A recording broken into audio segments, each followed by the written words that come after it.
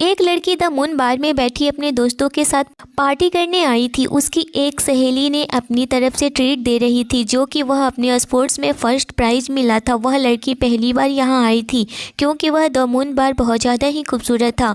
वह उसे बहुत ज़्यादा ही हैरानी से देखने लगी थी और उस लड़की का नाम रागिनी था। यहाँ पर पहली बार आई थी, या यूँ कहे कि आज रागिनी ने पहली बार ऐसी जगह देखी थी क्योंकि उसे डर लगता था खुद ऐसी जगह में आकर खुद के साथ कुछ हो न जाए। उसने आज पहली बार यहाँ कदम उठाया था लेकिन वह यह नहीं जानती थी कि आज उसके साथ बहुत बड़ा हादसा होने वाला था जिससे कि वह अनजान थी। वह बालक ही खूबसूरत लग रही थी, लंबे बाल और बहुत ही खूबसूरत सा ड्रेस पहने, भूरी आंखें, वह एक परी सी लग रही थी। वहीं दूसरी तरफ एक वीआईपी रूम में बैठा एक शख्स और उसके साथ में एक दूसरा इंसान जिसका नाम सैफ था और वह एक साथ कुछ और भी फ्रेंड्स थे और साथ में उसका असिस्टेंट जीत था।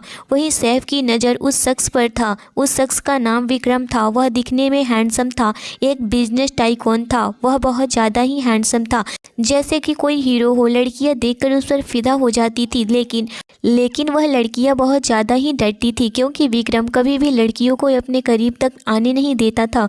वह तो लड़कियों के परछाई से भी खुद को दूर रखता था। सैफ उसे देख रहा होता है कि तभी विक्रम साफ नोटिस कर रहा था, लेकिन वह अभी सैफ को इग्नोर कर वाइन का घूंट लेते हुए विक्रम अभी अपने फ़ोन को चलाए जा रहा था। और उस रूम में 2-4 लड़कियां भी थी जो कि बहुत ज़्यादा ही खूबसूरत थी। वह इतनी हॉट एंड अजीब ढंग के कपड़े, बहुत ज़्यादा ही छोटे थे कि कोई भी इंसान उसे देखे बगैर नहीं रह सकता था। यहाँ तक कि जीत भी अपनी तिरछी नज़रों से उन लड़कियों को एक नज़र देख ही लेता था।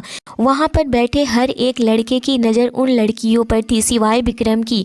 वह तो अभी अपने फ़ोन को चलाए जा रहा था और ड्रिंक का घूंट ले रहा था और वहीं पर जीत अभी उसे घूर रहा था और वहीं वह लड़कियां वहां पर बैठे हर लड़के को वाइन सर्व कर रही थी। कभी उनके हाथ को पकड़ती तो कभी फेस पर हाथ फिराती और उन लड़कों को भी बहुत अच्छा फील हो रहा था। जैसे कि फिल्मों में दिखाया जाता है वैसे ही वह लड़कियां उनके साथ करी जा रही थी कि तभी उनमें से एक सबसे खूबसूरत लड़की ड्रिंक से भरी हुई एक ग्लास लिए इतराते हुए विक्रम के पास लेकर आई। वह उसकी गोद में बिना जाने बैठ गई, अपने हाथों से ही विक्रम को ड्रिंक कराने लगी थी और वहीं पर जीत की सांसें तो पूरी तरह से अटक चुकी थी यह देखकर कि अब उस लड़की का क्या होगा। विक्रम तो यह सब कुछ बर्दाश्त ही नहीं कर पाएगा, लेकिन लड़की के इस हरकत पर वह उसे पता था इसका अंजाम अब आगे क्या होने वाला है।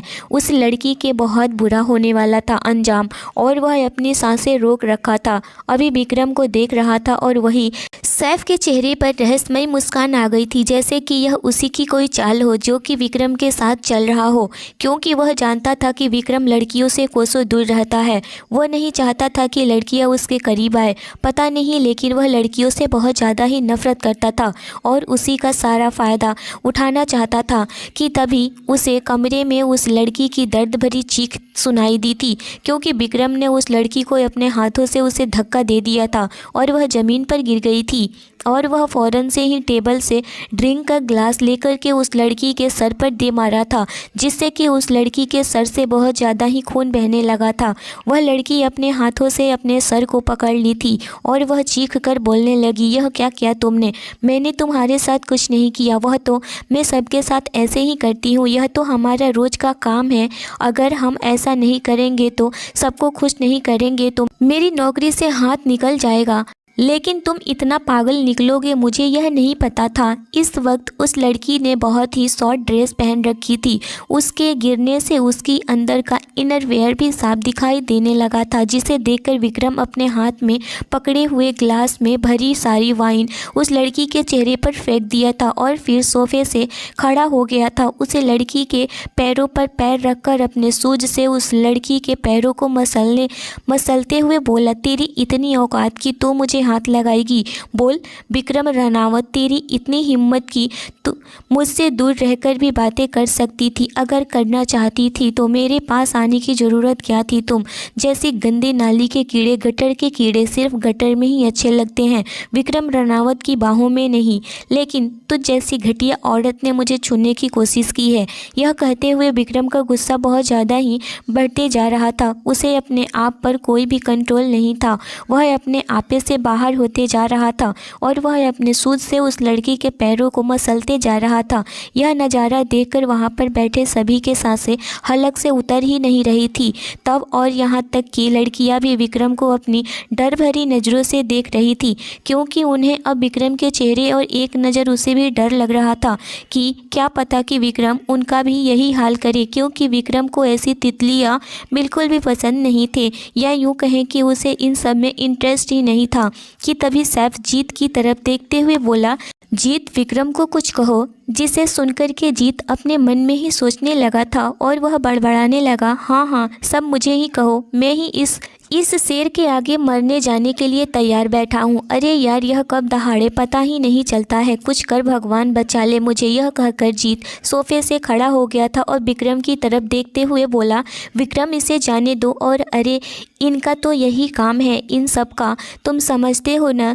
जिसे सुनकर विक्रम गुस्से भरी नज़रों से जीत की तरफ देखने लगा था और फिर एक नज़र दोबारा से उस लड़की की तरफ देखता है जो इस वक्त वह अपने सर पर हाथ रखकर अपने आँखों में ढेर सारी आंसू लिए हुए वह बहुत ज़्यादा डरी सहमी और सकपकाए हुए थी और इसी डरी हुई नज़रों से विक्रम को देख रही थी। जिसे देखकर विक्रम बहुत ज़्यादा ही गुस्से से जीत को घूरते हुए बोला, इस लड़की को कहो कि अभी के अभी मेरी नज़रों के सामने से दफ़ा हो जाए, वरना मुझे नहीं पता कि मैं इसका क्या हाल कर दूँ। यह सुनकर जीत बोला, जल्दी से उठो और यहाँ से जाओ। वह लड़की फ़ौरन से उठी और वहाँ से चली गई। विक्रम की बातें सुनकर वहाँ लड़कियाँ चली तो गई, लेकिन बाकी सब लड़कियाँ जो कि वहाँ पर दूसरों को जो सर्विस दे रही थी वह लोग भी पूरी तरह से डर चुकी थी और वह भी वहाँ से डर के मारे भागने लगी थी। वहीं दूसरी तरफ सारी लड़कियाँ एक टेबल पर बैठे पिज़्ज़ा बर्गर मोमोज खाते हुए बातें कर रही थी। यार सच में आज तो मज़ा ही आ गया, खासकर रागिनी के आने से पार्टी में तो पूरी तरह से जान ही आ चुकी थी।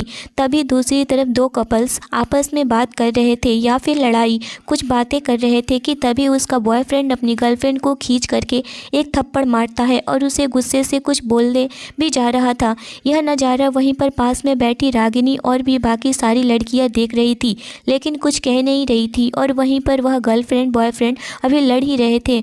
उसका बॉयफ्रेंड अपनी गर्लफ्रेंड पर चिल्लाए जा रहा था, अपने बॉयफ्रेंड को कुछ नहीं कह रही थी, जिसे देखकर पता नहीं क्यों लेकिन रागिनी को बहुत ज़्यादा ही गुस्सा आया था, जिसे कि रागिनी कुछ सोचे बिना ही अपने चेयर से उठी और उसके बॉयफ्रेंड के पास जाकर उस लड़के को पलटकर एक खींचकर थप्पड़ मारती है। और वहीं पर वह लड़का अपने गालों पर हाथ रखे हुए गुस्से से रागिनी को घूरने लगा था और फिर अपनी उंगलियां दिखाकर बोला, ए लड़की तुम आखिर समझती क्या हो और हो कौन जो कि मुझ पर हाथ उठा रही हो। कि तभी रागिनी बोली, तुम कौन हो बे इस लड़की पर हाथ उठाने वाले। जिसे सुनकर वह लड़का बोला, मैं इसका बॉयफ्रेंड हूँ। हाँ लेकिन भगवान नहीं हो, बॉयफ्रेंड ही हो, माँ बाप तो नहीं हो ना, और तुम भगवान बनने की कोशिश भी मत करो, समझे तुम।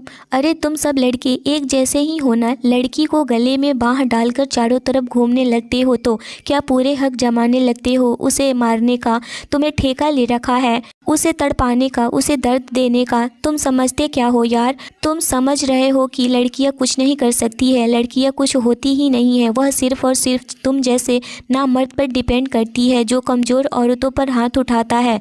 तुम भूलो मत, आज भी कई लड़कियां अपने पैरों पर खड़ी है। और फिर रागिनी उस लड़की की तरफ देखते हुए बोली, और तुम चुपचाप यह सब सह रही हो। आज इससे शादी तुम्हारी नहीं हुई है तो यह कर रहा है। अगर तुम्हारे साथ शादी हो जाए तो तुम्हारा क्या हाल करेगा। और तुम हो कि चुपचाप इसका सब कुछ सहन कर रही हो। सबके सामने इसने तुम्हें मारा, खुद का इसके हाथों पर तमाशा बनते हुए देख रही हो। अरे यह तुम्हारी ज़िंदगी है और तुम्हें खुलकर जीना चाहिए। आज के ज़माने में भी तुम जैसी लड़कियां होती है, मुझे तो पता ही नहीं था। हद है यार, तुम्हें तो समझना चाहिए। अरे तुम, और फिर रागिनी दोनों की तरफ देखते हुए बोली, और तुम सब कपल्स हो। कैसे जब प्यार करना होता है तो मोहब्बत की बातें करनी हो तो तब बड़े ही आराम से घर के अंदर कमरे के अंदर बैठकर सब करते हो, लेकिन जब झगड़ा करना हो तो बाहर आकर तमाशा दिखाने की क्या ज़रूरत है।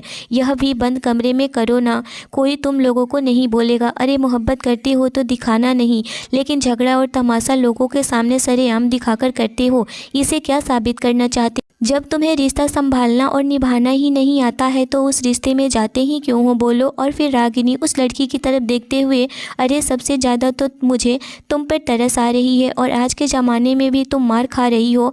हाथ है न तुम्हारे पास भी, मैं तुम्हारी जगह होती तो इसने मुझे एक मारता तो मैं इसे 10 मार देती। तुमने इसके लिए अपना पूरा घर छोड़कर जान देने के लिए तैयार थी और तुम हो कि उल्टा इसे बढ़ावा दे रही होती हो।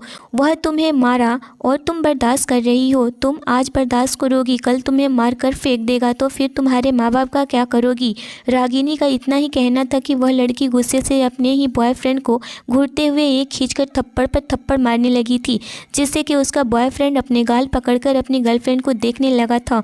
और तभी उसकी गर्लफ्रेंड बोलती है कि मैं तुम्हारे साथ एक पल भी नहीं रहूं, ब्रेकअप करती हूँ। यह पहली बार नहीं था जो कि तुमने मुझ पर हाथ उठाया है। और फिर उसके गालों पर दूसरा थप्पड़ मारते हुए, द एंड हमारे रिश्ते का, क्योंकि मैं वहाँ नहीं रह सकती हूँ जहाँ पर मेरी कोई वैल्यू ही ना हो। और फिर रागिनी की तरफ देखते हुए बोली, थैंक यू, तुम जो भी हो थैंक यू सो मच, तुमने मेरी आज आंखें खोल दी हैं। मैं भी एक इंसान हूँ और सही सलामत हूँ, खुद के लिए स्टैंड ले सकती हूँ। मैं यह कह करके वह लड़की वहाँ से चली गई और उसके पीछे उसका बॉयफ्रेंड भी अपनी गर्लफ्रेंड को मनाते हुए पीछे पीछे चला जाता है। कहते हैं ना कि जब कुछ चीज़ दूर जाने लगती है या फिर वह दूर चली जाती है तब लोगों को उसके वैल्यू का बारे में पता चलता है, लेकिन तब तक से बहुत ज़्यादा देर हो चुकी होती है। और वहीं रागिनी झगड़ा सॉर्ट आउट कर अपने टेबल पर आकर बैठ जाती है और तभी उसकी दोस्त बोलती है, क्या था यार रागिनी, तू तो जीनियस है यार, क्यों गई थी वहाँ पर, क्यों तूने पंगा लिया। अगर वह कोई खतरनाक इंसान होता तो रागिनी बोली, अरे खतरनाक होता तो क्या, कुछ भी करता, पब्लिक प्लेस है, अगर तमाशा ही दिखाना था तो अपने घर पर जाकर दिखाता ना।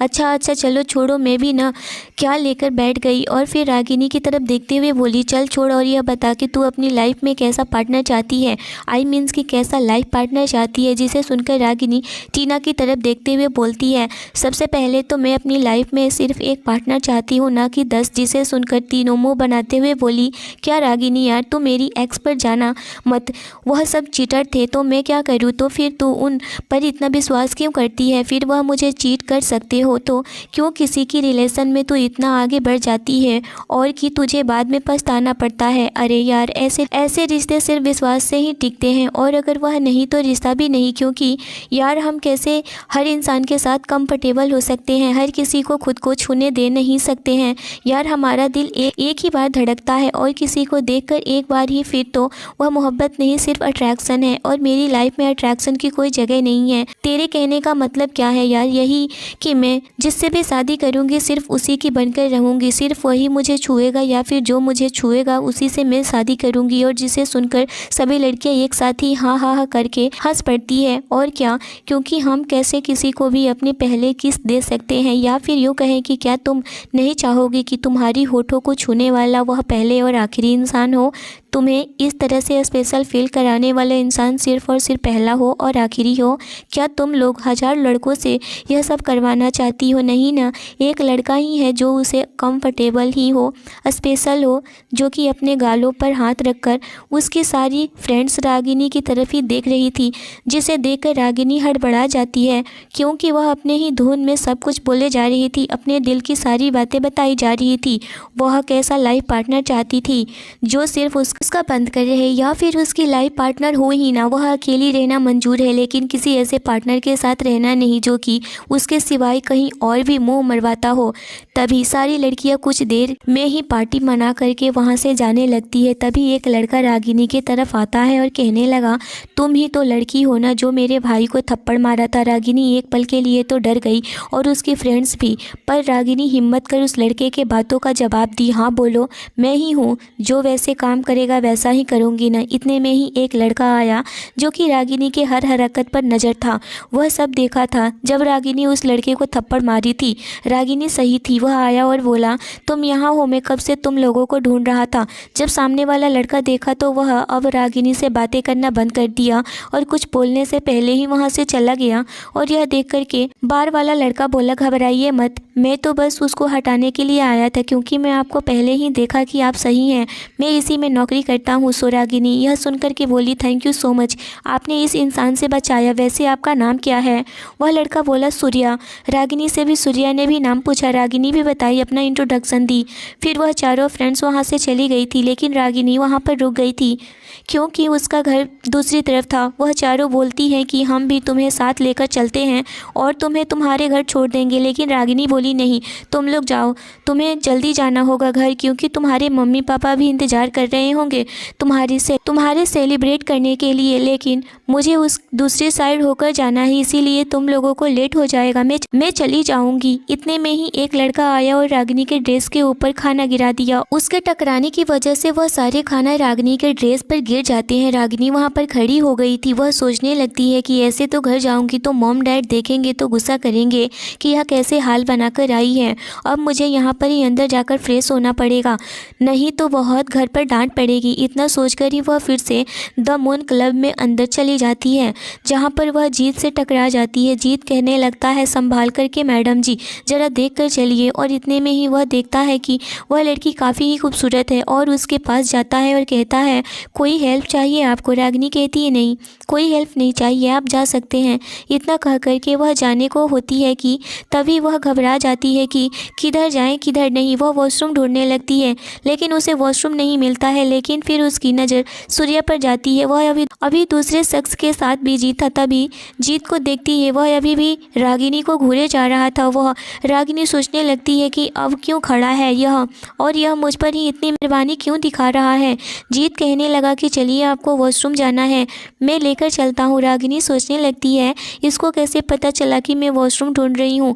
लेकिन फिर वह अपना सर को झटक देती है और वह वहाँ से जाने लगती है। जीत उसकी एक अलग से कमरे में लेकर जाता है, जहाँ पर कि उसे बहुत आलीशान वॉशरूम में एंटर करवाता है और कहता है, आप यहाँ पर आराम से फ्रेश अप हो सकती हैं और अपने ड्रेस को क्लीन कर सकती हैं। इतना कह कर के वह जैसे ही निकलता है तो रागिनी सोचने लगती है, यह इंसान इतना मेहरबान क्यों हो रहा है मेरे ऊपर, मुझे तो कुछ भी समझ में नहीं आ रहा है। और रागिनी बहुत ज़्यादा ही डर भी रही होती है। रागिनी वॉशरूम के अंदर पहुंचती है और अपने सामने का नज़ारा देखकर उसकी चीखें निकल जाती है। और फिर रागिनी जल्दी से अपनी आंखों पर हाथ रखकर वह पीछे पलट जाती है और फिर हड़बड़ाते हुए, आई एम रियली सॉरी मैं उसे अंकल की वजह से गलती से आई एम सो सॉरी, मैं गलती से यहाँ पर आ गई हूँ। वह हकलाते हुए बोले जा रही थी। उसे कुछ भी समझ में नहीं आ रहा था कि वह क्या करे, क्योंकि इस रूम में तो विक्रम था और वह विक्रम को देखकर पूरी तरह से डर जाती है। वह जीत जाते हुए उसे कमरे को लॉक कर देता है, जिससे कि रागिनी बिल्कुल भी कंफर्टेबल नहीं थी। वह काफ़ी परेशान और डर चुकी थी। वह बाहर की तरफ दौड़ने लगती है कि तभी वह जल्दबाजी में आकर बाहर जाने के चक्कर में वह वहीं फर्श पर गिर जाती है और फिर अपनी कमर को पकड़कर बोलती है, वह मेरी कमर टूट गई। फिर एक नज़र दोबारा पीछे देखकर बोलती है, अपनी आंखें मलते हुए, और फिर बगैर बोले कि है तेरी की ज़मीन से उठी और दोबारा से सॉरी कहते हुए वह वॉशरूम से भाग जाती है। और वहीं रागिनी अपने दिल पर हाथ रखकर बोलती है, ओ गॉड, यह रागिनी तूने क्या देख लिया है। यह कहते हुए वह दरवाजे की तरफ से दौड़ने लगती है और बगैर देरी किए ही वह दरवाजे की कुंडी खोलने की कोशिश करती है, लेकिन वह दरवाजे को अपनी तरफ खींचती है, लेकिन वह खुलता ही नहीं है। उसकी आंखें बड़ी हो जाती है और उसके चेहरे पर पसीने आने लगते हैं। उसका दिल बहुत ज़ोरों से धड़कने लगा था। उस वक्त उसे एक अजीब सी बेचैनी सी फील होने लगी थी। वह काफ़ी डर चुकी थी। उसे समझ में नहीं आ रहा था कि वह क्या करे। उस अंकल ने बाहर से दरवाज़ा बंद क्यों कर दिया था, लेकिन क्यों, क्या वजह थी? क्या उस अंकल ने यह सब सोच समझकर प्लान बनाया था, रागिनी के साथ ऐसा किया था? यह सब कुछ उसका इतना ही सोचना था कि उसके साथ यह सब कुछ हो जाएगा। वह चिल्लाने लगी थी, प्लीज़ अंकल दरवाज़ा खोलिए, आप मेरे साथ ऐसे नहीं कर सकते हैं, आपने मुझे धोखा दिया है, प्लीज़ दरवाज़ा खोलो, देखो अंकल प्लीज़ दरवाज़ा खोलो। यह कहते हुए रागिनी काफ़ी ज़्यादा ही परेशान और छटपटा रही थी। उसे रह रहकर अब अपनी माँ का ख्याल आ रहा था कि माँ ने उसे जो भी कहा था वह सब कुछ सच था, कि आज के ज़माने में किसी पर भी विश्वास करना या फिर मदद लेना बहुत ज़्यादा ही गुनाह है, वह भी बगैर किसी फ़ायदे की। अचानक से रागिनी की छटपटाहट बंद हो जाती है जब उसे अपने पीछे किसी के होने का एहसास होता है, जिसे महसूस कर रागिनी रागिनी अपनी आंखों में आंसू लिए हुए और गर्दन पर कुछ महसूस हो रहा था। वह धीरे से पीछे देखती है तो उसके सामने वही लड़का खड़ा था जिसे उसने वॉशरूम के मिरर में देखा था, जिसे देखकर वह डर चुकी थी। रागिनी एक पल के लिए उसे देखकर बहुत ज़्यादा ही डर गई थी। फिर विक्रम के सीने पर हाथ रखकर उसे खुद से दूर कर बोली, दूर रहो अंकल, यह आप क्या कर रहे हो। और फिर अपनी नज़रें सामने खड़े उस इंसान से हटाकर वह दोबारा पीछे पलटकर दरवाजे को ज़ोर ज़ोर से पीटने लगती है, जैसे कि वह अपने हाथों से ही उस दरवाजे को तोड़ देगी। लेकिन यह सब कुछ करना उसके बस की बात नहीं थी और वह वही इंसान रागिनी के रिएक्शन को पूरी तरह से इग्नोर कर वह बस रागिनी की बॉडी को ही निहारे जा रहा था। विक्रम जो कि इस वक्त पूरे नशे में डूबा हुआ था और उसकी आंखों में इस वक्त सिर्फ और सिर्फ रागिनी की बॉडी ही नज़र आ रही थी, जबकि उसे तो लड़कियों में कोई भी इंटरेस्ट ही नहीं था। वह तो लड़कियों से दूर ही रहता था। वह कभी लड़कियों के परछाई तक नहीं अपने करीब आने देना चाहता था और वही इंसान आज एक लड़की के करीब जाने से खुद को रोक नहीं पा रहा था, पूरी तरह से पागल हो रहा था। जबकि वह लड़की चिल्लाए जा रही थी, मुझे छोड़ दो, मेरे साथ ऐसा कुछ मत करो। इस वक्त उसकी आंखें पूरी तरह से लाल थी और उसकी पूरी बॉडी में पानी से भींगी हुई थी और उसके सर से पानी टपक रहा था, जो उसके सीने से होते हुए अजीब सा एहसास दिला रहा था। इस वक्त विक्रम की बॉडी बहुत ज़्यादा ही गर्म हो रही थी और यह पहली दफ़ा था कि कोई इंसान या कहे कि लड़की विक्रम को इस कदर इस तरह खुले शरीर के साथ देख रही थी। और वह पहले इंसान कोई और नहीं थी, रागिनी ही थी, जिसने उसे खुद से दूर करके उसे अपने नज़रें फेर ली थी। वह दरवाजे को ज़ोर ज़ोर से पीट रही थी और रागिनी के पीछे खड़ा विक्रम जो कि बड़ी ही इंटेंस नज़रों से रागिनी को देख रहा था। रागिनी का बॉडी फिटिंग आउट उसकी पूरी बॉडी को एनालिसिस कर रहा था, विक्रम को अपनी तरफ अट्रैक्ट हो रहा था। इस वक्त विक्रम पूरे नशे में डूब चुका था। वह अपना आपा खो चुका था, वह अपने वजूद को खो चुका था और अपने पर्सनालिटी के ठीक उल्टा हो चुका था। नशे में विक्रम की आंखों में सिर्फ और सिर्फ आज रागिनी को देखकर बैड मोमेंट्स ही आ रहे थे। अपने सामने खड़ी उस लड़की के शरीर से जो भी चाहता था वह आज कर देना चाहता था। आज वह रागिनी को कोई भी इस कदर अपने अंदर संभाल लेना चाहता था जैसे कि वह कोई खाने की चीज़ हो। इस वक्त विक्रम के ऊपर ड्रग्स का नशा भी हावी हो चुका था, जिससे विक्रम की आंखें लाल थी और उसकी बॉडी बहुत ज़्यादा ही हीट महसूस हो रही थी, जिसे वह अपने सामने खड़ी उस लड़की की बॉडी से बुझाना चाहता था। और वही जानता था कि अभी अपनी पूरी ताकत लगाकर दरवाजे के खोलने की कोशिश कर रही थी, क्योंकि पता नहीं क्यों उसे विक्रम से डर लग रहा था और बोले जा रही थी कि प्लीज़ दरवाज़ा खोलो, प्लीज़ अंकल दरवाज़ा प्लीज़। तभी रागिनी को अपने पेट पर हाथ महसूस हुआ, जिसे महसूस कर रागिनी को जैसे सांप सूंघ गया था। वह जैसे कि धड़कना ही भूल चुकी थी, सांस लेना भूल चुकी थी, वह पूरी तरह से जम चुकी थी। उसे समझ में नहीं आ रहा था कि वह क्या करे। वह बस यहाँ से भाग जाना चाहती थी, इस कमरे से आज़ाद हो जाना चाहती थी, लेकिन वह ऐसा नहीं कर सकती थी। वह कहीं नहीं जा सकती थी। वह पूरी तरह से उस वक्त विक्रम के कंट्रोल में थी। वह विक्रम को अपने बिल्कुल नज़दीक महसूस, इतना कि विक्रम की गर्म सांसें रागिनी को अपने चेहरे पर महसूस कर सकती थी, जिसे महसूस कर रागिनी के पसीने आने लगे थे और उसकी बॉडी भी हल्का सा कांपने लगा था, क्योंकि रागिनी के साथ ऐसा कुछ पहली बार हो रहा था। जिसे रागिनी अपनी डरी हुई आवाज़ में बोली, देखो मैं जानबूझकर तुम्हारे वॉशरूम में नहीं आई थी, वह गलती से मैंने कुछ नहीं देखा। मैं मम्मी वह बोल ही रही थी कि विक्रम ने इस कदर मदहोश हो चुका था कि उसे रागिनी की एक भी बात सुनाई नहीं दे रहा था। उसे सिर्फ रागिनी की लिप्स हिलते हुए दिख रहे थे, जिसे कि वह अपने लिप्स से छू लेना चाहता था। उसके होठों को बगैर देरी किए ही रागिनी के होठों पर रख दिया और उसे किस करने लगा था। और वही रागिनी की तो जैसे जान ही निकल गई हो, उसकी एकदम से सांसें अटक गई थी और वह अपनी पूरी ताकत लगाकर उसे अपने हाथ से विक्रम के सीने पर रखी उसे खुद से दूर धक्का दे दी और फिर अपने होठों को अपने हाथों से छुपाने लगी थी। विक्रम की तरफ गुस्से से बोली, तुम्हारी हिम्मत कैसे हुई मेरी पहली किस चुराने की। और वही विक्रम रागिनी के इस हरकत पर रागिनी को गुस्से से घूरने लगा था, जैसे कि रागिनी ने उसकी कोई टेस्टी चीज़ ले ली हो। लेकिन रागिनी की तरफ से तो बिना बात सुने ही विक्रम के होठों पर मुस्कुराहट आ जाती है और वह फिर दोबारा से अपना कदम रागिनी की तरफ कर लेता है। वही रागिनी विक्रम को अपनी तरफ आता देखकर वह पीछे की तरफ हट जाती है और कहती है, रुक जाओ, वहीं मेरे पास मत आना। लेकिन विक्रम आगे बढ़ने लगता है। रागिनी को अपनी गोद में उठा लेता है क्योंकि वह अब विक्रम के लिए रागिनी से दूर रहना बिल्कुल भी बर्दाश्त नहीं हो रहा था, क्योंकि वह हद से ज़्यादा अपने अंदर हो रही आग को, इस बेचैनी को, इस गर्मी को रागिनी की ठंडी बॉडी से दूर करना चाहता था, जिससे कि वह रागिनी को अपनी गोद में लिए हुए बेड की तरफ गया और रागिनी को बेड पर पटक देता है। वहीं पर रागिनी डरी सहमी, अब उसको समझ में नहीं आ रहा था कि वह क्या करे। विक्रम की इस हरकत से रागिनी की बॉडी एकदम से ठंडी हो गई थी और उसके माथे पर पसीने भी आ रहे थे, क्योंकि उसने कभी भी सपने में भी नहीं सोचा था कि कोई उसे इस तरह से छुएगा। उसके भी कई अरमान थे और वह अरमान अब चकनाचूर होने लगे थे। वह सिर्फ रागिनी ही समझ सकती थी कि कैसे इस वक्त वह फील कर रही थी, जैसे कि उसकी सांसें पूरी तरह से रुक चुकी थी विक्रम के इस तरह छूने से। और वहीं विक्रम रागिनी के ऊपर आकर बगैर देरी किए ही अपने होठ रागिनी के गर्दन पर रखकर उसे किस करने लगा था और अपने हाथ रागिनी के बॉडी पर रखा। रागिनी को इस तरह छूने से विक्रम बहुत ज़्यादा सुकून मिल रहा था, जिसे विक्रम अपने हाथ धीरे धीरे रागिनी के सभी बॉडी से होते हुए उसके कमर पर लेकर जाकर उसकी पूरी बॉडी को छूने की कोशिश कर रहा था। लेकिन उसे अब इरिटेशन होने लगा था, क्योंकि रागिनी के कपड़े से रागिनी बहुत ज़्यादा ही बॉडी फिट ड्रेस पहनी हुई थी। रागिनी को पलटकर उसने ऊपर कर लिया था, अपने हाथ रागिनी के बैक पर फिराने लगा, जैसे कि वहाँ कुछ तलाश की कोशिश कर रहा हो, लेकिन उसे कोई भी जीप नहीं मिल रहा था। वह गुस्सा हो गया था और गुस्से में ही रागिनी की ड्रेस को फाड़ देता है और अपना हाथ रागिनी के बैक पर फिराने लगता है।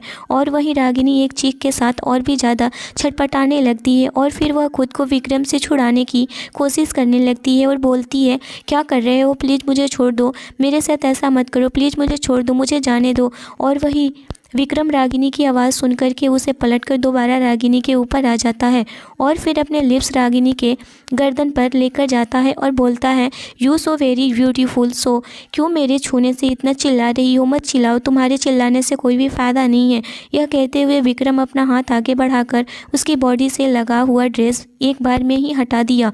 रागिनी के ड्रेस उसकी बॉडी से अलग कर वह रागिनी विक्रम की हरकत देखकर छटपटा रही थी। विक्रम के सीने पर हाथ रखकर, नहीं नहीं, तुम जो सोच रहे हो वैसी मैं लड़की नहीं हूँ, देखो तुम नशे में हो, प्लीज़ कोई और लड़की को ढूंढो और मुझे जाने दो। मैं रागिनी अभी इतना ही बोली थी कि विक्रम अपने लब रागिनी के होठों पर रख दिया, उसे किस करने लगा। वह धीरे धीरे अपने हाथ रागिनी के पूरे बॉडी पर फिराने लगा था और वहीं रागिनी बहुत ज़्यादा ही तड़प रही थी। विक्रम के छूने से वह बस यहाँ से वहाँ भाग जाना चाहती थी।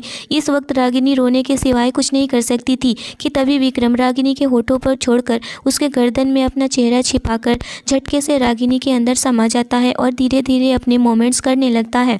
और वहीं रागिनी यह अचानक से मोमेंट को महसूस कर बहुत ज़्यादा ही जोर से चीखने लगती है और फिर रोते हुए विक्रम की ओर देखकर खुद से दूर करते हुए बोलती है, प्लीज़ प्लीज़ मत करिए, मुझे दर्द हो रहा है, जिससे कि वह बहुत ज़्यादा ही रो रही होती है और छटपटा रही होती है। वही विक्रम बहुत ज़्यादा ही उस आवाज़ से इरिटेट होने लगा था और उसे गुस्सा आने लगा था और वह रागिनी के होठों पर अपने होठ रख देता है और बोलता है, बंद करो चिल्लाना, हिलना डोलना। यह कह करके विक्रम रागिनी के दोनों हाथ अपने एक हाथ से पकड़कर वह एकदम से अपने होठों को रागिनी के होठों पर रखकर उसे किस करते हुए अपने प्यार को जारी रखता है।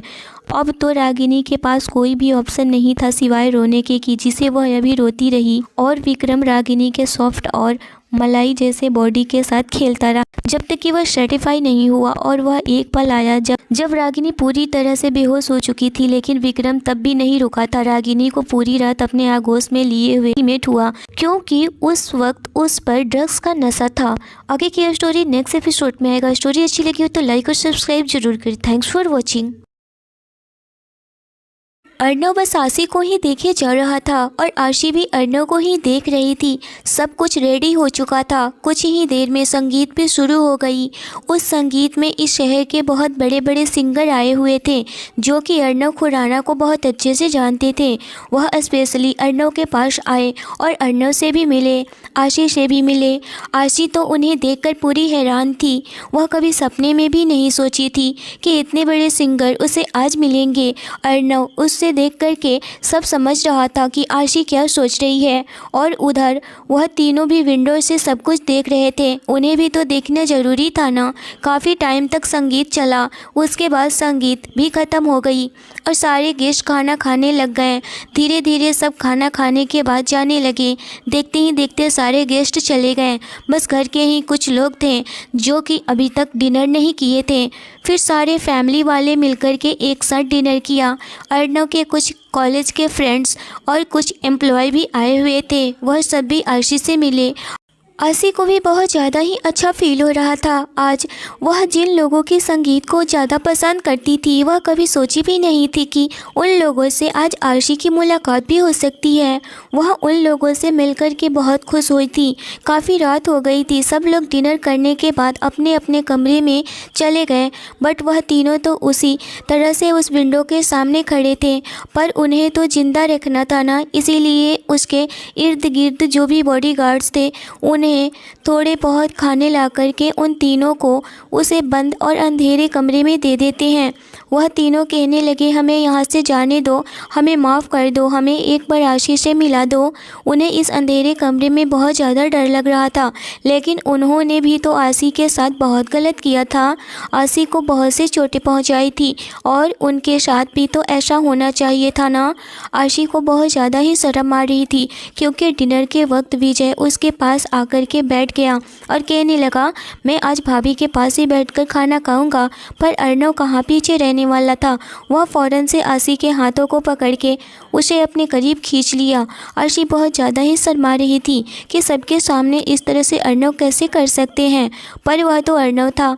आशी उसके हाथ से अपना हाथ छुड़ाने लगती है, पर अर्णव उसे अपने करीब चेयर पर बैठा दिया और आशी के पास बैठकर खाना खाने लगा। सब लोग देख करके स्माइल करने लगे। थोड़ी देर में सब लोगों का डिनर हो चुका था और सब लोग गार्डन एरिया में ही बैठ करके बातें करने लगे। अर्णव गहरी आवाज़ में, थोड़ी देर हम ऐसे ही बैठ नहीं सकते हैं क्या? मेरे पास बैठो, मेरी वाइफ ही, इतना शर्माने वाली क्या बात है? यह सुनकर के आशी अर्णव के बगल में बैठ गई। सब लोग बाहर ही बैठे हुए थे। अर्णव आशी के बगल में ही बैठे हुए था। वह धीरे से आशी के कमर पर अपना हाथ रख दिया। अर्णव अभी आशी को बहुत ज़्यादा ही परेशान कर रहा था, पर आशी भी कहाँ कम थी। वह भी अर्णव को ज़ोर से गुदगुदी कर दी। अर्णव चिल्ला उठा। सब लोग चौंक गए और कहने लगे, क्या हो गया? सरोजनी जी कहने लगी, क्या हुआ बेटा? अर्णव, कुछ नहीं दादी माँ, बस मुझे लगा कि मुझे कुछ काटा, पर यह मेरा वहम था। सब लोग नीचे सर झुका करके हंसने लगे। अर्णव और आशी भी हंस पड़े। आशी की आंखें बड़ी हो गई थी। अर्णव आशी की आंखों में देख रहा था। तभी मधु कही, आप सपने में तो नहीं देख रहे हैं कि आशी भाभी आपको परेशान कर रही हैं? विजय, अरे हाँ मधु, तुमने बहुत सही गेस किया, शायद यही हो सकता है। अजय, अर्णव, क्यों खामखा मेरी बहन को परेशान कर रहे हो? अर्णव, मेरी बहन आशी अब अकेले नहीं है जो तुम परेशान कर रहे हो। अर्णव, मेरी बहन को परेशान मत करो ना। यह सुनकर के सब लोग फिर से हंस पड़े। किशोर जी कहने लगे, अच्छा बच्चों, आप लोग सब बातें करिए, अब हम लोग चलते हैं, थोड़ा रेस्ट करते हैं। सरोजनी जी, किशोर जी और निशा जी भी चले गए। उधर लता जी और कैलाश जी भी चले गए। सिमरन, अजय, विजय, मधु, आशी और अर्णव ही थे। कुछ देर बातें करने के बाद अजय सिमरन भी कहने लगे, अब हमें चलना चाहिए, सुबह में और भी बहुत सारे रस्में करनी हैं। आशी, आप भी सो जाइए। और वह दोनों भी चले गए।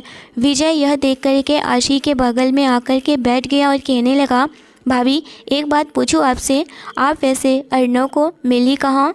आशी स्माइल करते हुए, आप दिव्या को कहाँ मिले? विजय तो एक टक आशी को ही देखे जा रहा था कि क्योंकि आशी तो एकदम से उसके ही बातों से उससे सवाल कर दी। विजय स्माइल करते हुए कहने लगा, भाभी आप भी ना बहुत ज़्यादा ही चालाक हैं। अर्णव, भाई की तो कट गई। यह सुनकर अर्णव जेलस फील करने लगा और कहने लगा, विजय यहाँ से जाओ और मुझे आशी से कुछ ज़रूरी बात करनी है। विजय आशी को हक करते हुए कहने लगा, ओके आशी भाभी, मैं अब चलता हूँ, आप अपना ख्याल रखिएगा। भाई को लग रहा है कुछ ज़्यादा ही इम्पोर्टेंट बात करनी है आपसे। देखिए कैसे गुस्सा हो रहे हैं, उनके गुस्से को कंट्रोल आप ही कर सकती हैं। वह मधु का हाथ पकड़ा और उसे भी साथ लेकर चल पड़ा। आशी इस वक्त समझ नहीं पा रही थी कि अर्णव इतना गुस्सा क्यों हो रहा है। आशी किसी और के करीब जाए उसे बिल्कुल भी बर्दाश्त नहीं हो रहा था। वैसे उनकी पहली किस भी तो गुस्से में ही हुई थी ना, पर आशी ने अर्नव को रोक ली। अर्नव सोचे जा रहा था, तुझे जितनी शिद्दत से प्यार करना चाहता हूँ उतना ही खुद के तेरे करीब पाता हूँ। यह बेचैनी अब बर्दाश्त नहीं होती है। अगर यह जलन है तो मुझे सही नहीं जाती, इसे अपने आप से दूर करना चाहता हूँ, वरना चाहकर भी खुद को तेरे करीब पाता हूँ। कुछ तो था आज अर्नव की आंखों में, जो आज अभी अर्नव बहुत ज़्यादा शांत था। आशी भी अब शांत होकर के उसके करीब बैठकर उसे देखने लगी थी। जहाँ अर्नव देख रहा था, दोनों आसमान में चांद को निहार रहे थे। अर्नव, जिसे आशी से इतना प्यार था कि उसे शादी करके उसे अपने करीब रखना चाहता था, पर आज वह खुद अपने आप को कुछ अलग ही फील कर रहा था। यह अर्नव की बेचैनी थी जो आशी के करीब होने से हो रहा था। जो आशी से वह बेइंतहा मोहब्बत करता था, आज उसे उसके करीब होना परेशान हो रहा था। और वह परेशान इसलिए हो रहा था कि जो कुछ भी आज सुबह में हुआ वह सब देखकर आशी के लिए घबराहट हो रही थी। अगर उसकी आशी को कुछ हो जाता तो वह अपने आप को कभी भी माफ़ नहीं कर पाता। यही सोचकर वह फ़ौरन से आशी को अपने बाहों में भर लिया, जो उसे इस वक्त बहुत ज़्यादा ही सुकून दे रहा था। चांद की शीतल रोशनी में दोनों एक दूसरे की बाहों में पा कर के उस चांद को निहार रहे थे, जो उन दोनों के इस खूबसूरत लम्हे की साक्षी था। आशी अर्नव के कंधे पर सर रख कर के आंखें बंद कर लेती है। एक हाथ से उसने अर्नव के हाथ को थामे हुए रखा था और दूसरे हाथ से उसने अर्नव की छाती पर लपेटे हुए थी। दोनों एक दूसरे की मौजूदगी को सुकून दे रहे थे। अर्नव को पता नहीं मन में क्या आया, वह आसमान की तरफ देखते हुए कहा, आशी, आई नीड यू। आशी आंखें खोलकर हैरानी से उसे देखने लगी। अर्नव आशी को प्यार भरी नज़रों से देखकर, प्लीज़ आशी, मना मत करिए। आशी, पर अर्नव जी, कल हमारी शादी है, तब तक इंतज़ार करिए ना, उसके बाद तो मैं आपकी ही हूँ, तब मैं आपको नहीं रोकूंगी। आशी को अपनी मर्यादा पता थी, वह यह सब शादी के बाद ही चाहती थी। अर्नव वापस आसमान की ओर देखते हुए देखकर कहने लगा, ठीक है, अब आप जाकर आराम करिए, कल शादी है तो जल्दी उठना होगा। और आशी का हाथ छोड़ देता है। आशी एक बार अर्नव को देखकर खड़ी हो जाती है। उसे खुद दुख हो रहा था, पर वह यह सब बिना शादी के नहीं करना चाहती थी, इसलिए वह बिना कोई सवाल किए ही उठकर चल दी। आशी अपने मन में, सॉरी अर्नव जी, पर मैं क्या करूं, मेरा मन अभी यह सब करने के लिए इजाज़त नहीं दे रहा है, मुझे माफ़ कर देना, और अपने कमरे की ओर बढ़ गई।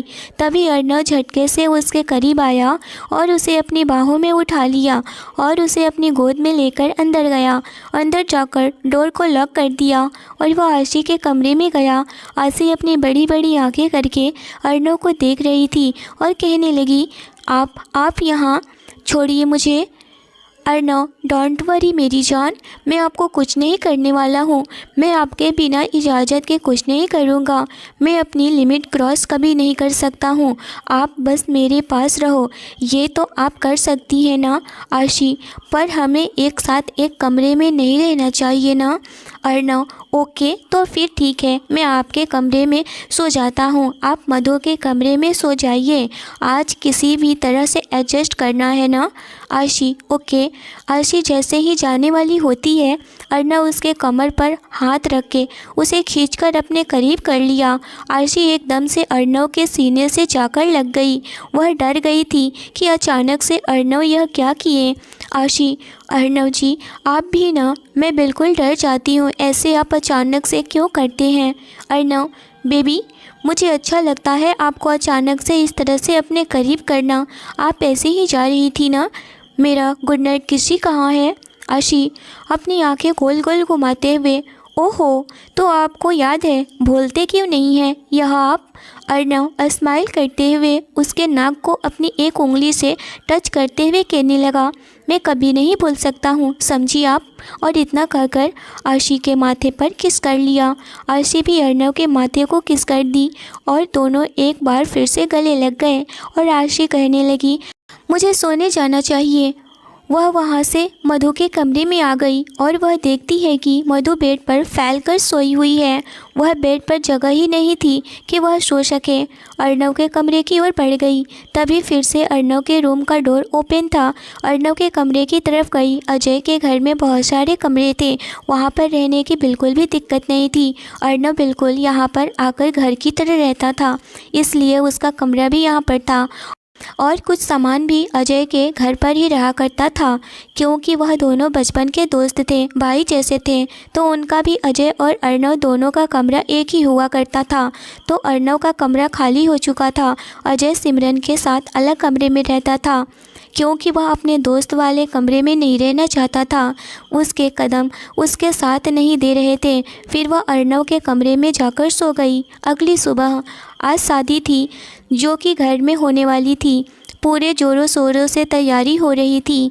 पहले हल्दी थी, उसके बाद शादी। आरसी पीले कलर की साड़ी पहने हुए तैयार थी। लता जी उसे फूलों के गहने पहना रही थी। सब पहनने के बाद उन्होंने आरसी को एक नज़र देख करके कान के पीछे काला टीका लगा दी। लता जी, मेरी बच्ची को किसी की नज़र न लगे, कितनी खूबसूरत लग रही हैं।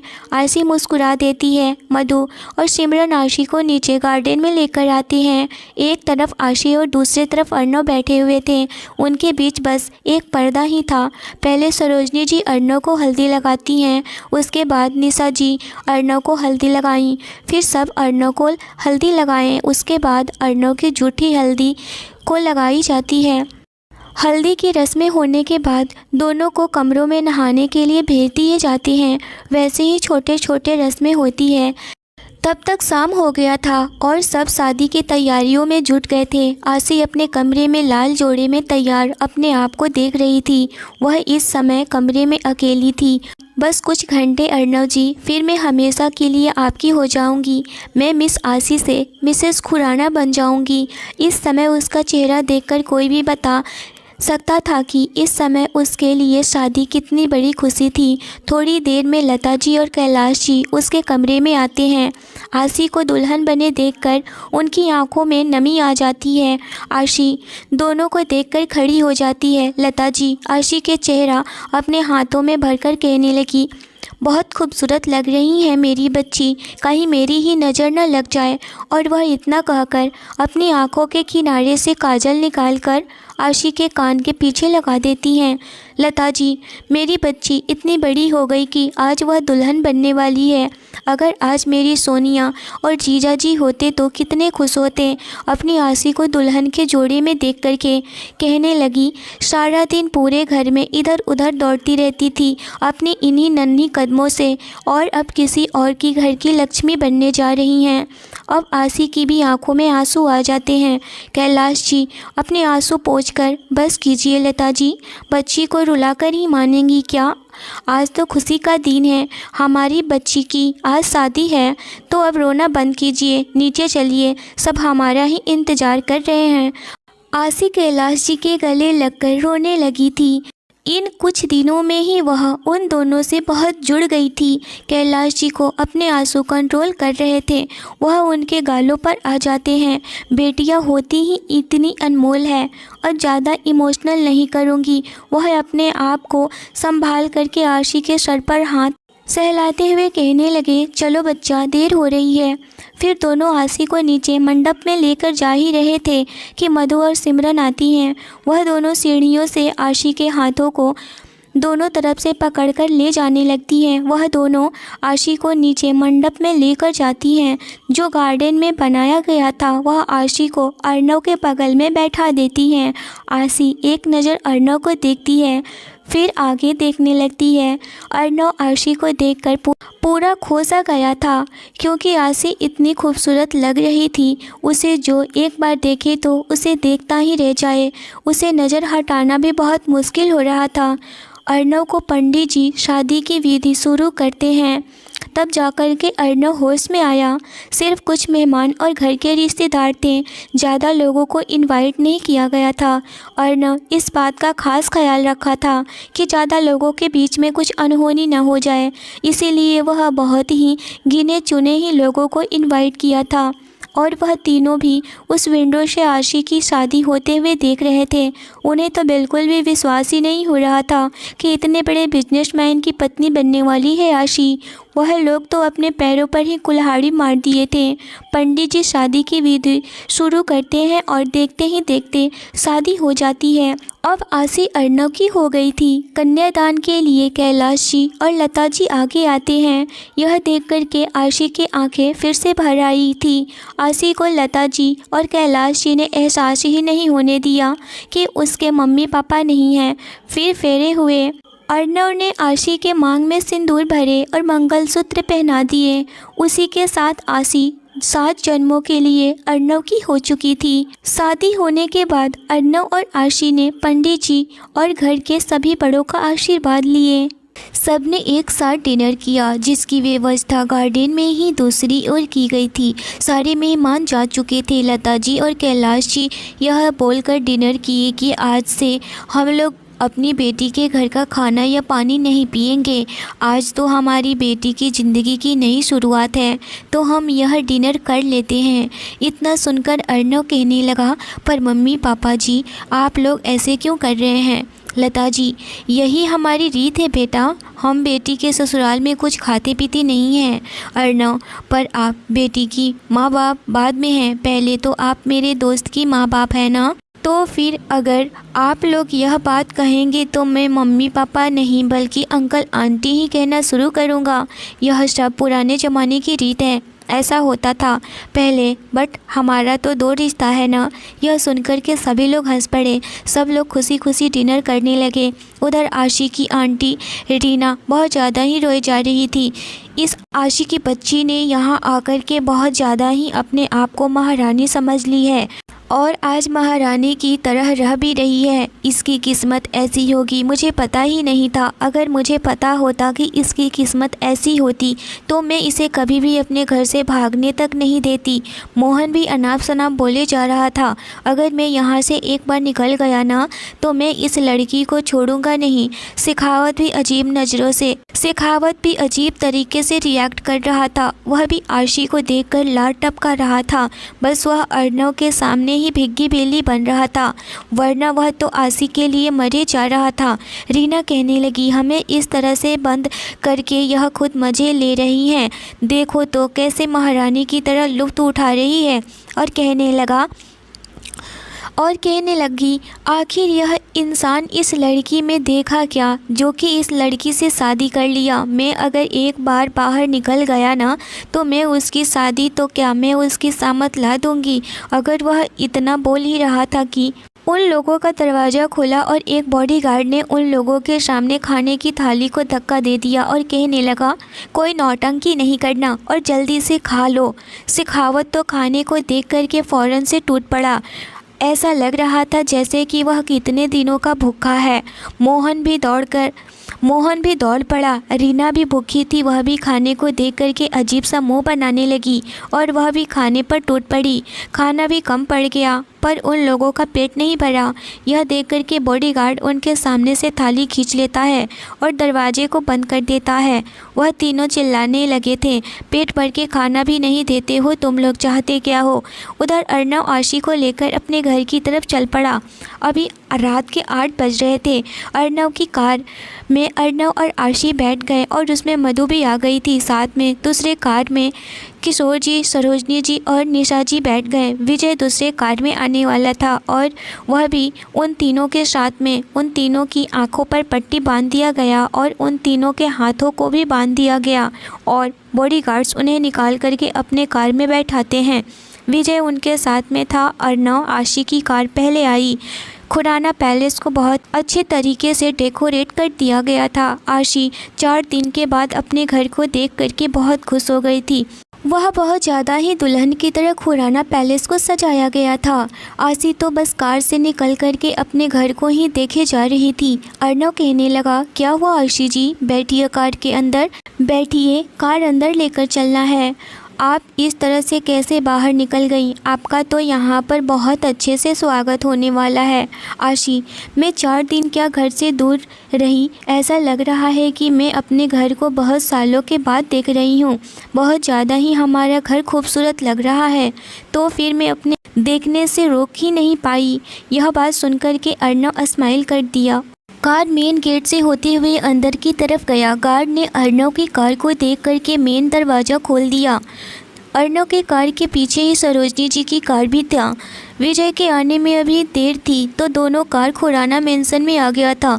सरोजनी जी बाहर निकली थी तभी वह सर्वेंट से कॉल करके बोल दी थी कि सारा कुछ रेडी रखना। इसीलिए आरती की थाल, आलते की थाली, चावल का कलश पूरी तरह से रेडी था। सरोजनी जी अंदर आई और आशी और अर्णव का इंतज़ार करने लगी।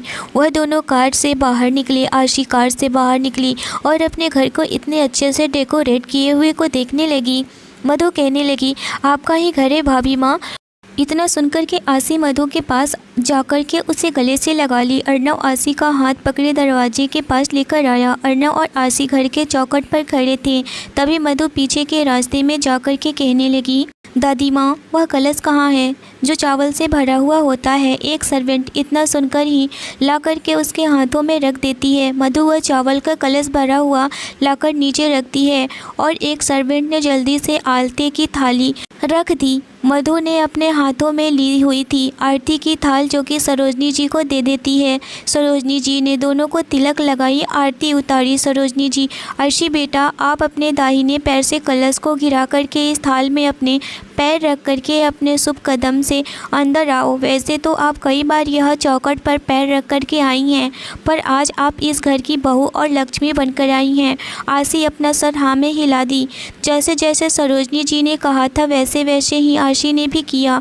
सरोजनी जी अर्णव को, आशी को मंदिर में लेकर गई। सरोजनी जी, आप दोनों हाथ जोड़ करके ईश्वर से अपने आने वाले कल के लिए प्रार्थना करें। आशी हाथ जोड़कर आंख बंद करके मन में, भगवान जी, मुझे हिम्मत देना कि मैं इस रिश्ते को सच्चाई और सही तरीके से संभाल सकूं। कभी किसी गलत फहमी की वजह से अपने रिश्ते को ख़राब ना होने दो। मैं अर्णव जी से हमेशा प्यार करती रहूं और वह भी मुझे प्यार करते रहें। इस घर के लोगों ने जितना मुझे प्यार और अपनापन दिया है उतना ही प्यार और अपनापन मैं भी दे सकूं। कभी अगर कमज़ोर पड़ जाऊं तो संभाल लेना भगवान जी। और आँख खोल लेती है। उसे यह नहीं पता था कि उसे अभी उसके लिए अर्णव भी वही प्रार्थना कर रहा था। सरोजनी जी, कुछ देर बाद चलिए, वह जा कर के सब लोग आराम करिए। सब बच्चे थक गए होंगे, कल भी कुछ रस्म करनी है। अर्णव और आशी सरोजनी जी की बात सुन कर के अपने कमरे में जाने लगे थे तो मधु ने रोक करके कहने लगी, भाई रस्म भूल गए क्या? अर्णव इरिटेट हो रहा था। उसे जल्दी से कमरे में जाना था। वह थोड़ा घबरा रहा था क्योंकि वह तीनों बदमाशों। अर्णव परेशान था। विजय अभी तक घर नहीं आया था, वह रास्ते में था। पता नहीं क्या हुआ, उसे जल्दी से फ़ोन करना था पर उसका फ़ोन भी चार्ज नहीं था। इतना सब करते करते वैसे भी वह बहुत ज़्यादा ही थक गया था। इन सब में उसे कोई भी उतनी दिलचस्पी भी नहीं थी। वह सिर्फ आशी के खुशी के लिए ही कर रहा था। अर्णव, अब कौन सी रस्म बच गई है मेरी बहन? सब उसकी बातों को सुनकर समझ रहे थे कि अर्णव थक गया है, इस वजह से वह थोड़ा इरिटेट हो रहा है। मधु उसके कंधे पर हाथ रख के कहने लगी, ज़्यादा कुछ नहीं, बस आप आशी माँ को गोद में उठा करके रूम में लेकर जाना है। निशा जी बिल्कुल हैरान नज़रों से अर्णव को देखने लगी थी। कौन सी रस्में ऐसी है? सरोजनी जी भी हंसते हुए कहने लगी, बेटा यह तुम्हारे दादाजी की देन है। दादाजी भी हंस देते हैं।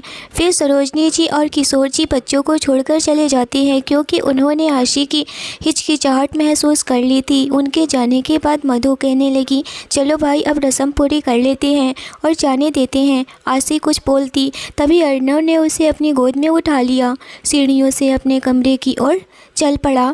आशी ने शर्मा करके अपना चेहरा उसके सीने में छुपा लिया।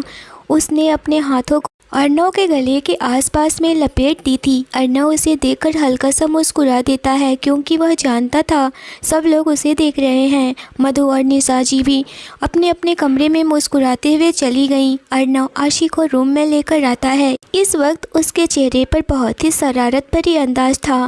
आसी उसके गोद में अपने चेहरे को छुपाती हुई अर्नव उसके कान के पास जाकर गर्म सांसें छोड़ते हुए कहने लगा, बेबी हमारा कमरा आ गया है। आशी अर्नव से अपना चेहरा हटाकर देखने लगी। कमरा तो बहुत ही खूबसूरती के साथ रंग बिरंगे फूलों से अच्छे तरीके से सजाया गया था। यह देखकर कि आशी हैरान नज़रों से, तो मुझे नीचे उतारिए ना। ये सुनकर अर्नव के चेहरे पर मुस्कुराहट आ गई। वह आशी को नज़र भर के देखा और उसे बेड पर लिटा दिया। आशी की धड़कन तेज हो गई और वह अर्नव की आंखों में देखने लगी।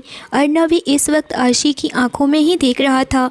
वह आशी के ऊपर झुकने लगा पर आशी उसे अपने हाथों से रोक दी। यह देखकर अर्नव स्माइल करने लगा और कहने लगा, मेरी जान आज आप रोक क्यों रही हैं?